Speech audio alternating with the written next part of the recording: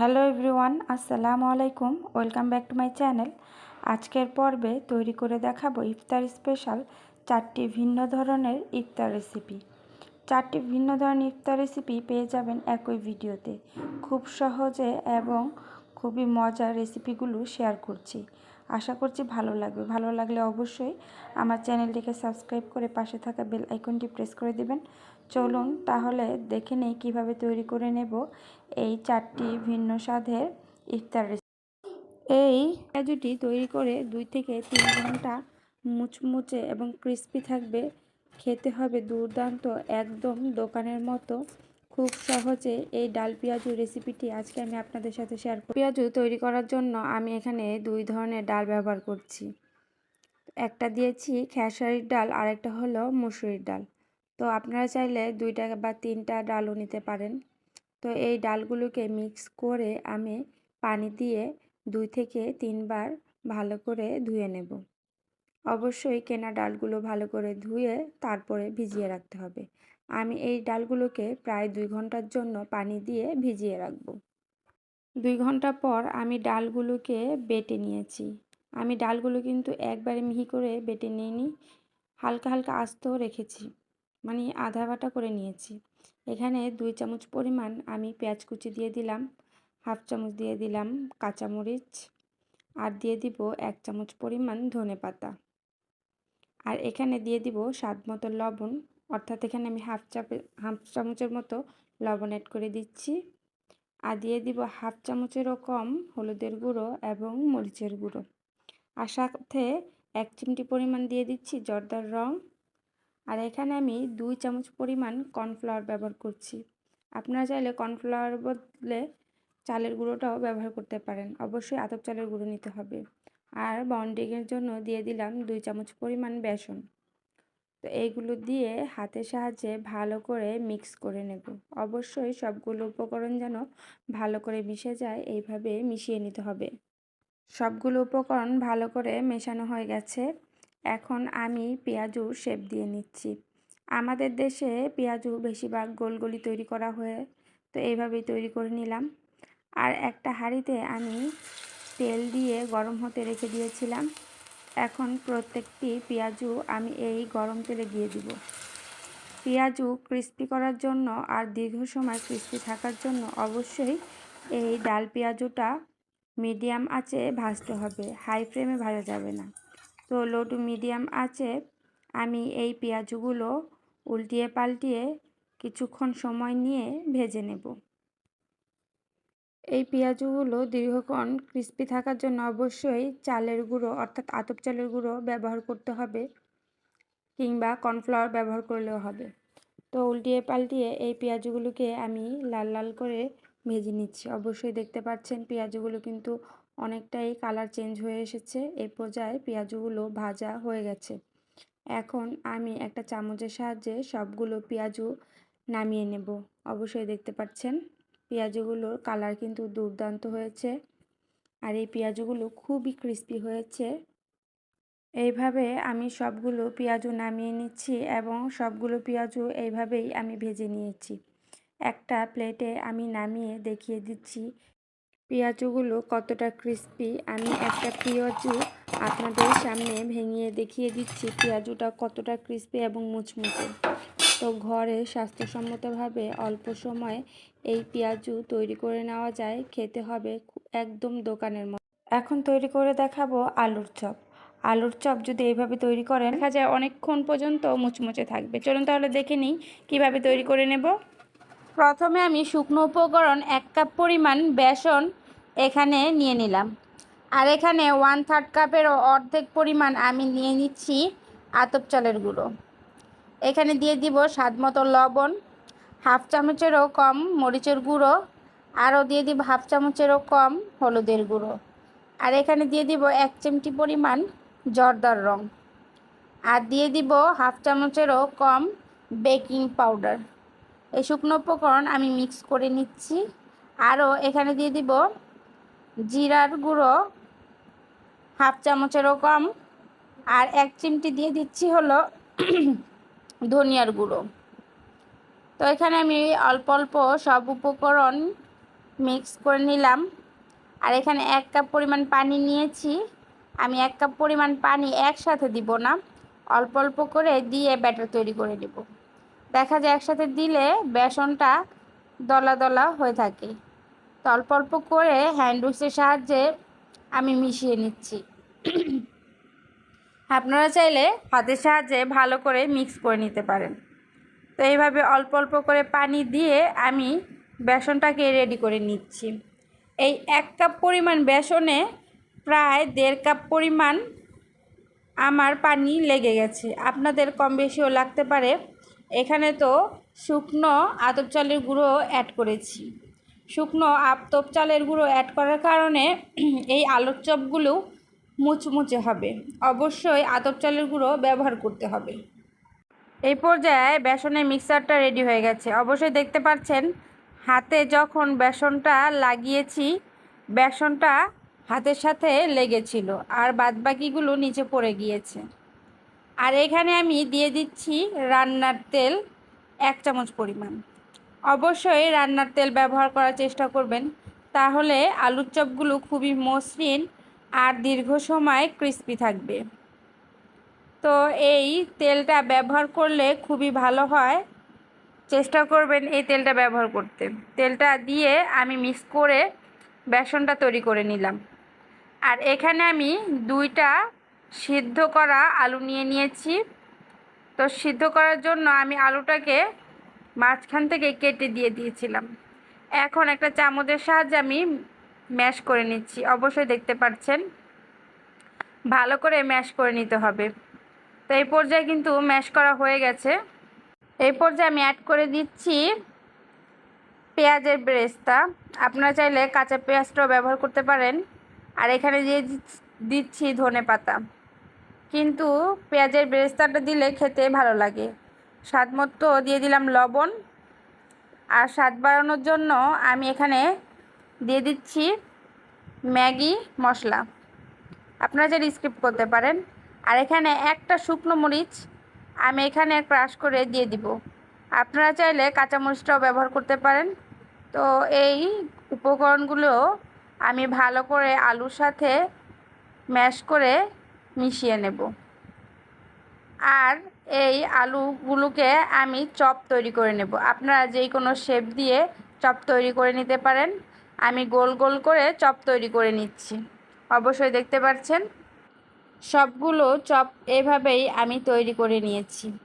এখন আমি এই চপগুলোকে বেসনের মধ্যে ডিপ করে নেব।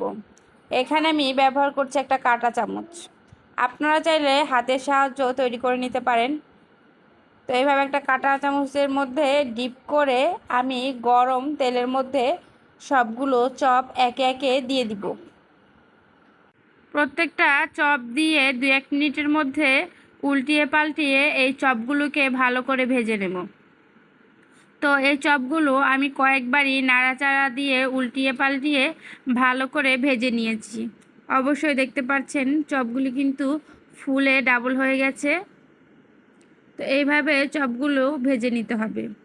ভেজে নেওয়া হয়ে গেলে আমি চপগুলোকে একটা চামচের সাহায্যে উঠিয়ে নেব। আমি সবগুলো চপ একটা প্লেটে নামিয়ে দেখিয়ে দিচ্ছি যে চপগুলো কতটা ফুলকো হয়েছে। তো খুব সহজে এই চপগুলো তৈরি করে আপনাদের সাথে শেয়ার করলাম। আশা করছি আজকের এই রেসিপি আপনাদের কাছে ভালো লেগেছে। ভালো লাগলে অবশ্যই আমার চ্যানেলটিকে সাবস্ক্রাইব করে পাশে থাকা বেল আইকনটি প্রেস করে দিন। এই পর্যায়ে ছোলা বুট এবং ডাবলি বুট ভুনার রেসিপি আপনাদের সাথে শেয়ার করব। কিভাবে তৈরি করে নিলাম দেখে নিন। এখানে আমি 1/2 কাপের মতো ছোলা বুট নিয়ে নিয়েছি। এই ছোলা বুট আমি পর্যাপ্ত পরিমাণ পানি দিয়ে সারা রাতের জন্য ভিজিয়ে রাখবো। আর আরেকটা বাটিতে নিয়ে নিচ্ছি 1/2 কাপের মতো ডাবলি বুট। তো এইটাও পর্যাপ্ত পরিমাণ পানি দিয়ে আমি সারা রাতের জন্য ভিজিয়ে রেখেছি।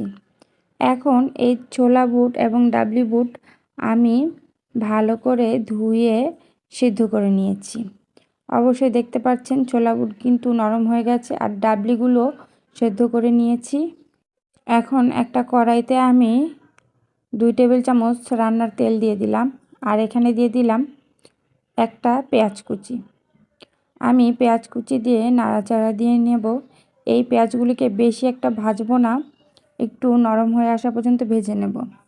আর এখানে আমি 2টা আলু কিউব করে কেটে হালকা সিদ্ধ করে নিয়েছি, সেটা আমি এর মধ্যে অ্যাড করে দিলাম। অ্যাড করে আমি 2 থেকে 3 মিনিট এই আলুগুলোকে পেঁয়াজের সাথে ভালো করে ভেজে নেব। যখন এই আলুগুলো অনেকটাই ভাজা হয়ে যাবে, তখন আমি এর মধ্যে দিয়ে দিব হাফ চামচের মতো আদা রসুন বাটা, হাফ চামচের থেকে কম দিয়ে দিচ্ছি হলো মরিচের গুঁড়ো, আর দিয়ে দিচ্ছি হলুদের গুঁড়ো। এইগুলো দিয়ে সামান্য পরিমাণ পানি দিয়ে আমি ভালো করে মশলাগুলোকে ভেজে নেব। অবশ্যই দেখতে পাচ্ছেন কালারটা কিন্তু দুর্দান্ত হয়ে এসেছে। এখন এই মশলাগুলোকে কিছুক্ষণ নাড়াচাড়া দিয়ে ভালো করে ভেজে নেব। এখন আমি এর মধ্যে অ্যাড করে দিব হলো ছোলা বুট এবং ডাবলি বুট। তো ছোলা বুট এবং ডাবলি বুট দিয়ে দিলাম। ডাবলি বুটগুলো আমি সিদ্ধ করেছি, একবারে নরম করিনি আর একবারে শক্ত করিনি। তো দেখতেই পাচ্ছেন কিভাবে সিদ্ধ করে নিয়েছি। তো দেখা যায় বেশি নরম করলে একদম ভেঙে যাবে, তো বেশি নরম করে নেওয়া যাবে না। তো এইভাবে এখন আমি চামচের সাহায্যে 1 থেকে 2 মিনিট সবগুলো উপকরণ একসাথে নাড়াচাড়া দিয়ে ভেজে নেব। যখন একটু ভাজা ভাজা হয়ে যাবে, তখন এর মধ্যে দিয়ে দিব হাফ কাপ পরিমাণ পানি। যেহেতু ছোলা বুট, ডাবলি, আলু সবগুলোই আগে থেকে সিদ্ধ করা, এজন্য এর মধ্যে বেশি পানি অ্যাড করার দরকার নেই। অল্প পানি দিলেই দেখা যায় সবগুলো উপকরণ মিশে যাবে। তো এইভাবে সামান্য পানি দিয়ে আমি ঢাকনা দিয়ে ঢেকে রান্না করে নেব 4 থেকে 5 মিনিট। সবগুলো উপকরণ ওভারকুক করা যাবে না, তাহলে দেখা যায় সবগুলোই নরম হয়ে গলে যেতে পারে। তো আমি চলে আসলাম 4 থেকে 5 মিনিটের মধ্যেই। অবশ্যই দেখতে পাচ্ছেন পানিগুলো কিন্তু অনেকটাই শুকিয়ে গেছে। এখন আপনাদেরকে দেখিয়ে দিচ্ছি সবগুলো উপকরণ কতটা মিশে গেছে। দেখতেও সুন্দর এবং খেতেও খুবই দুর্দান্ত। এখানে আমি দিয়ে দিচ্ছি হলো জিরের গুঁড়ো এবং ধনিয়ার গুঁড়ো। সাথে আমি লবণ অ্যাড করেছি, সেটা স্কিপ হয়ে গেছে। আর এখানে দিয়ে দিলাম একটা কাঁচামরিচ কুচি করে। তো এগুলো দিয়ে একটু নাড়াচাড়া দিলেই দেখা যাবে কি ছোলা বুট এবং ডাবলি বুট একসাথে ভুনা করা হয়ে গেছে। তো এখানে আমি কাঁচা কোনো কিছু দিচ্ছি না, এগুলো আমি পরে অ্যাড করব। এখানে নিয়ে নিয়েছি শসা কুচি, পেঁয়াজ কুচি, ধনেপাতা কুচি এবং টমেটো কুচি। তো এইগুলো উপকরণ আমি কেটে নিয়ে নিয়েছি একটা প্লেটে। এখন ছোলা বুটগুলো যখন একটু ঠান্ডা হয়ে আসবে, তখন সব একটা বাটিতে আমি নামিয়ে নিচ্ছি। অবশ্যই এগুলো ঠান্ডা হয়নি এখনও, পুরোই গরম হয়েছে। তো আপনারা চেষ্টা করবেন ঠান্ডা করে সবগুলো উপকরণ মিশিয়ে নিতে। এখন দিয়ে দিচ্ছি টমেটো কুচি, তারপরে দিয়ে দিচ্ছি হলো পেঁয়াজ কুচি, আরও এর সাথে দিয়ে দিব হলো শসা কুচি, সাথে অ্যাড করে দেব ধনেপাতা এবং কাঁচামরিচ। এইগুলো উপকরণ প্রথমে আমি একটা চামচের সাহায্যে ভালো করে মিক্স করে নেব। মিক্স করা হয়ে গেলে আমি এর মধ্যে অ্যাড করে দিব হলো পেঁয়াজের বেরেস্তা। তো আপনারা চেষ্টা করবেন পেঁয়াজের বেরেস্তাটা দিতে। পেঁয়াজের বেরেস্তাটা দিলে ছোলা এবং ডাবলি ভুনা খেতে অসম্ভব মজা হয়। আমি উপর থেকে আরও কয়েকটা কাঁচামরিচ কুচি দিয়ে দিলাম, কয়েকটা শসা কুচি এবং দিয়ে দিচ্ছি হলো ধনেপাতা, আর উপর থেকে দিয়ে দিব কিছু বেরেস্তা। তো এইগুলো উপকরণ যদি দিয়ে এই ছোলা ভুনাটা খান, খেতে কিন্তু দুর্দান্ত। একই সাথে 2টা উপকরণ ভুনা করে খেলে দেখা যায় কি রমজানে অনেক কাজই কমিয়ে আসে। ট্রাই করে দেখতে পারেন, খেতে অসম্ভব মজা। আর আমার রেসিপিটি যদি ভালো লাগে, অবশ্যই আমার চ্যানেলটিকে সাবস্ক্রাইব করে পাশে থাকা বেল আইকনটি প্রেস করে দিবেন। ফ্রেন্ড ফ্যামিলিদের সাথে শেয়ার করবেন। এই পর্যায়ে ফুলকপি দিয়ে একটি ইফতার রেসিপি আজকে আমি আপনাদের সাথে শেয়ার করব। চলুন তাহলে দেখে নিই কীভাবে তৈরি করে নেব এই ইফতারটি। একটা হাঁড়িতে ফুলকপির কয়েকটা টুকরা আমি নিয়ে নিয়েছি, আর এখানে 2টা ছোট ছোট আলু ছিলে টুকরো করে দিয়ে দিলাম। আর অল্প পরিমাণ পানি দিয়ে ঢাকনা দিয়ে ঢেকে কিছুক্ষণের জন্য আমি এই ফুলকপিগুলোকে সিদ্ধ করে নেব। কয়েক মিনিট পর চলে আসলাম। তো এই পর্যায়ে ফুলকপি এবং আলু 2টাই সিদ্ধ হয়ে গেছে। এখন আমি একটা প্লেটে নামিয়ে নিচ্ছি। চামচের সাহায্যে আমি এগুলোকে ম্যাশ করে নেব। আপনারা চাইলে হাতের সাহায্যেও ম্যাশ করে নিতে পারেন। এই তো ম্যাশ করা হয়ে গেছে, তো অবশ্যই দেখতে পাচ্ছেন। এই পর্যায়ে আমি এর মধ্যে কিছু ঘরোয়া উপকরণ অ্যাড করে দেব। প্রথমে আমি দিয়ে দিচ্ছি হলো 2 টেবিল চামচ কর্নফ্লাওয়ার। কর্নফ্লাওয়ার না থাকলে আপনারা চাইলে চালের গুঁড়োটা দিয়ে দিতে পারেন। আর সামান্য পরিমাণ দিয়ে দিলাম লবণ। হাফ কাপের থেকেও কম দিয়ে দিলাম হলো ধনেপাতা। আর এখানে দিয়ে দিচ্ছি চিলি ফ্লেক্স। আপনারা চাইলে কাঁচামরিচটাও দিতে পারেন। আর দিয়ে দিচ্ছি হলো ম্যাজিক মশলা। তো ম্যাজিক মশলা দিলে খেতে কিন্তু ভালো লাগে, তাই আমি এটা অ্যাড করে দিলাম। এখন হাতের সাহায্যে ভালো করে মাখিয়ে নেব। তো হাতের সাহায্যে কষলে কষলে সবগুলো উপকরণ একসাথে আমি মাখিয়ে নিচ্ছি। মাখানো হয়ে গেছে, অবশ্যই দেখতে পাচ্ছেন আমি ভালো করে মাখিয়ে নিয়েছি। এখন হাতের সাহায্যে আমি এইগুলোকে চপে শেপ দিয়ে নেব। আপনারা চাইলে লম্বা গোল যে কোনো শেপ দিয়ে নিতে পারেন। তো আমি গোল গোল আলুর চপের মতো তৈরি করে নিয়েছি। এটা কিন্তু আলুর চপের থেকে খেতে বেশি মজা, একবার হলো ট্রাই করে দেখতে পারেন। তো চপের শেপ দিয়ে আমি সবগুলো তৈরি করে নিয়েছি। এই আলুর চপের থেকে এই চপগুলো কিন্তু একটু নরম হবে। তো এখানে আমি অরেঞ্জ ক্রাম নিয়েছি। এর মধ্যে আমি আর কিছু না করে ডাইরেক্ট অরেঞ্জ ক্রামের মধ্যে কোট করে নিচ্ছি।